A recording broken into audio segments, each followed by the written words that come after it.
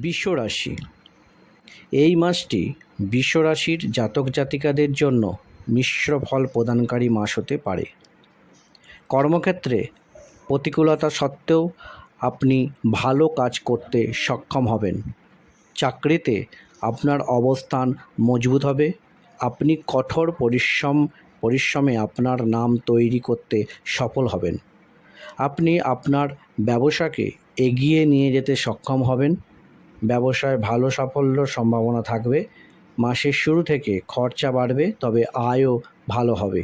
তবু আপনাকে আপনার ব্যয় নিয়ন্ত্রণ রাখতে হবে।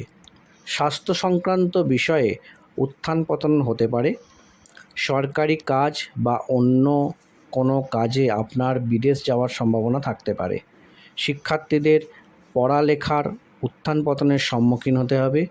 প্রেম সম্পর্কের ক্ষেত্রেও প্রেম এবং বিবাদ উভয়ই থাকবে, যেখানে আপনার বৈবাহিক জীবনে পরিস্থিতি রোদ ও ছাওয়ার মতো পরিবর্তিত হওয়ার সম্ভাবনা রয়েছে।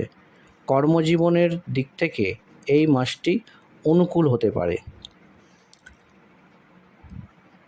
আপনি আপনার ব্যবসাকে আরও প্রসারিত করার চেষ্টা করবেন, তবে এই ক্ষেত্রে আপনি এমন কিছু লোকের সাথে দেখা করতে পারেন যাদের সাথে আপনার ঝগড়া হতে পারে বা যারা আপনার জীবনে সমস্যার কারণ হতে পারে।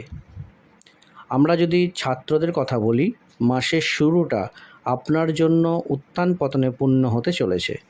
প্রতিযোগিতামূলক পরীক্ষার জন্য প্রস্তুতি নিচ্ছেন শিক্ষার্থীরা।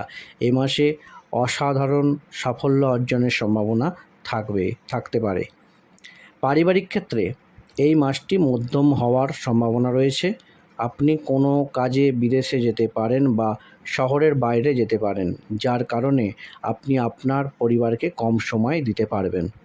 আমরা যদি আপনার প্রেম জীবন সম্পর্কে কথা বলি, তাহলে রাহু, মঙ্গল, বুধের মতো গ্রহের প্রভাব পঞ্চমভাবে থাকবে এবং কেতু নিজেই পঞ্চমভাবে অবস্থিত, তাই প্রেমে প্রচুর ঝগড়া হওয়ার সম্ভাবনা রয়েছে। মাসের শুরু বিবাহিতদের জন্য অনুকূল হবে। আপনি আপনার জীবনসাথীর মাধ্যমে অর্থ লাভ করতে পারেন এবং সামাজিক ক্ষেত্রেও আপনার উপস্থিতি বৃদ্ধি পাবে। আমরা যদি আপনার আর্থিক অবস্থার দিকে তাকাই, এই মাসে আপনাকে আপনার আর্থিক চ্যালেঞ্জগুলি নিয়ে ভাবতে হবে। এই মাসে স্বাস্থ্যের দিক থেকে উত্থান পতন পূর্ণ হতে পারে। আপনাকে আপনার খাদ্য অভ্যাস উন্নত করতে হবে, অন্যথায় অতিরিক্ত চর্বিযুক্ত খাবারের প্রভাব এবং অতিরিক্ত বাইরের খাবার খাওয়ার ফলে স্বাস্থ্য সমস্যা, বিশেষ করে পেটের সমস্যা হতে পারে। উপায়: আপনার শুক্রবারের দিন চালের ক্ষীর বানিয়ে দুর্গা মাতাকে ভোগ দিন, আর সেই প্রসাদ রূপে নিজেও তা গ্রহণ করুন। আপনি যদি সর্ববিদ্যা চ্যানেলটিকে সাবস্ক্রাইব না করে থাকেন, তবে অবশ্যই সাবস্ক্রাইব করে দেবেন এবং ভিডিওটি যদি ভালো লেগে থাকে অবশ্যই লাইক, কমেন্ট এবং শেয়ার করতে ভুলবেন না। ধন্যবাদ।